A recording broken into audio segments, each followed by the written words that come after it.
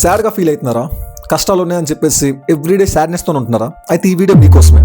Yes, కష్టాలు అందరికీ ఉంటాయి అబ్బా, మీకు ఉంటాయి, నాకు ఉంటాయి, ఈ వీడియో చూసిన ప్రతి ఒక్కరికి ఉంటాయి. But at the end of the day ఆ కష్టాన్ని మనం ఎలా చూస్తున్నాం, దాన్ని ఎలా రిసీవ్ చేసుకొని పర్సీవ్ చేస్తున్నాం అనే దాని మీద డిపెండ్ అయి ఉంటుంది మన యొక్క మెంటల్ పీస్ అనేది.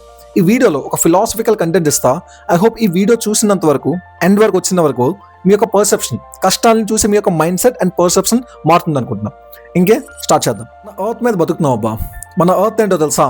విశాలవంతమైన ఒక యూనివర్స్లో ఒక చిన్న రేణు, ఒక చిన్న ఇసుక రేణు లాంటిది, ఫ్లోటింగ్ పీస్ ఆఫ్ రాక్. మన ఎర్త్ మన సన్ చుట్టూ తిరుగుతుంది. మన సన్ ఏంటి? ఒక స్టార్.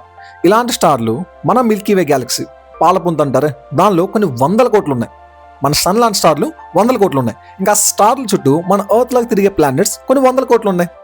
అండ్ ఇలాంటి గ్యాలక్సీ, ఏదైతే గ్యాలక్సీలో మనం బతుకుతున్నామే, మిల్కీవే గ్యాలక్సీ, అలాంటి గ్యాలక్సీస్లో మన అబ్జర్వబుల్ యూనివర్స్లో కొన్ని లక్షల కోట్లు ఉన్నాయి.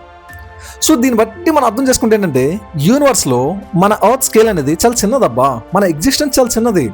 ఇంత పెద్ద విశ్వంలో కొన్ని 100 కోట్ల, లక్షల కోట్ల గ్యాలక్సీస్ ఉన్నాయి.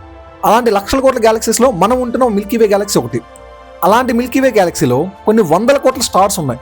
అలాంటి 100 కోట్ల స్టార్స్లో మన సన్ ఒక స్టార్. అలాంటి స్టార్ చుట్టూ చిన్న రేణువ అబ్బా, మనం చిన్న రేణువ.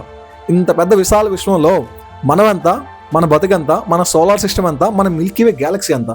సో ఇప్పుడు చెప్పండి అబ్బా, మన ప్రాబ్లమ్స్, మీ ప్రాబ్లమ్స్ పెద్ద అనుకుంటున్నారా? జస్ట్ ఎప్పుడైనా at the end of the day నైట్లోనే ఇలాంటి థాట్స్ వస్తాయి, నెగిటివ్ థాట్స్ అండ్ సాడ్నెస్ అంతా. ఒకసారి మేడ మీదకి వెళ్ళి, ఇది నేను పర్సనల్గా ఫాలో అవుతాను. ఎంత కష్టం ఉన్నా సరే, ఎంత ప్రశ్న ఉన్నా సరే, ఒకసారి నైట్ మేడ మీదకి వెళ్ళి ఆ చుక్కలను అబ్జర్వ్ చేస్తే, నక్షత్రాలను అబ్జర్వ్ చేస్తే, మన యూనివర్స్ యొక్క స్కేల్ మనకు గుర్తొస్తుంది.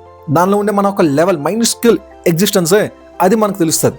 ఆబ్వియస్లీ అబ్బా, మనకు కనిపించే స్టార్, ఆకాశంలో మనం చుక్కలు చూస్తున్నామే, నక్షత్రాలని, అవి మన లైఫ్ స్కేల్లో మనం ఎప్పటికీ దాన్ని టచ్ చేయలేం.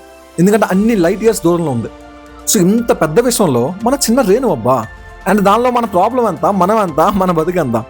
సో మన యొక్క everything is about minds perception.